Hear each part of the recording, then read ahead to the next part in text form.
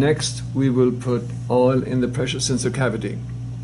First, make sure that the cavity is horizontal, as you can see right here, and then we can start. I will zoom in for a moment here to show you that the protective plate, the copper plate, has 6 holes in it. When we remove it in a moment, you will want to make sure that the 6 holes are clear.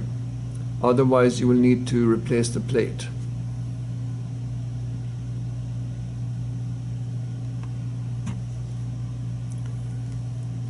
We will remove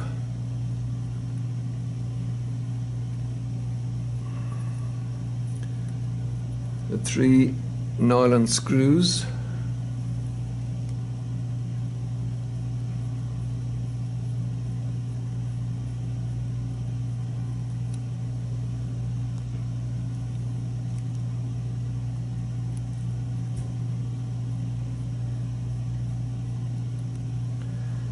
And then we will remove the plate.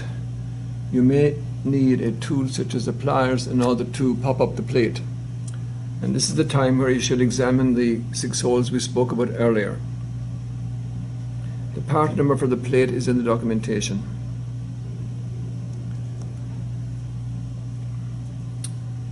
Here we have the actual silicone oil, and we also supply a syringe. Let us put the oil into the syringe. The oil is very viscous, so you have to use your 2 hands in order to do it. And we're going to draw up 2.5 cc's, or perhaps a little bit more. As you can see, it is taking some time, and I'm applying a fair amount of pressure.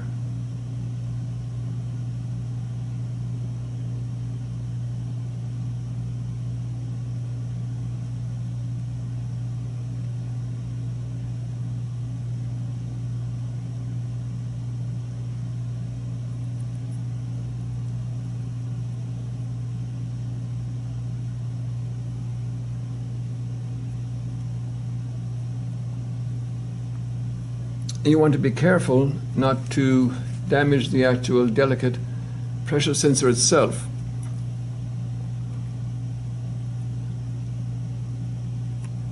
And now begins the operation of placing the oil in the cavity.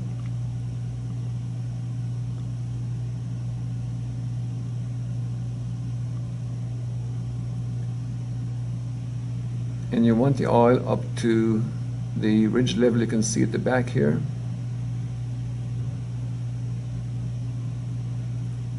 So that when you put the plate on, some will ooze out.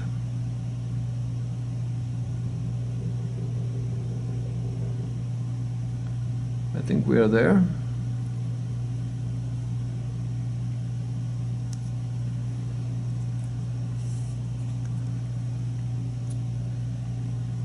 Now be prepared with a paper towel and place the protective cover back in and slowly press on it, and you can see that there's a little bit of oil coming out.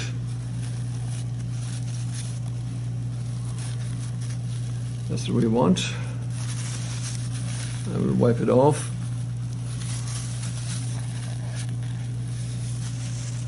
And finally, put the 3 nylon screws back in place.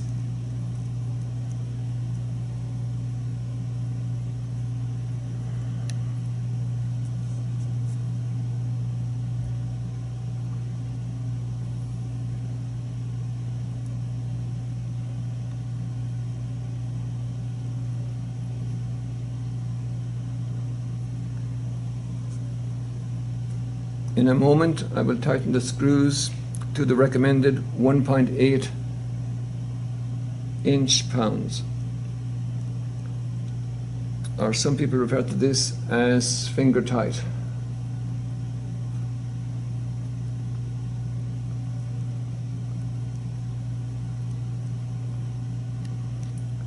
A little bit of oil makes it slippery and the screwdriver wants to pop out. All three are tight, and I will wipe away any excess fluid. That's it.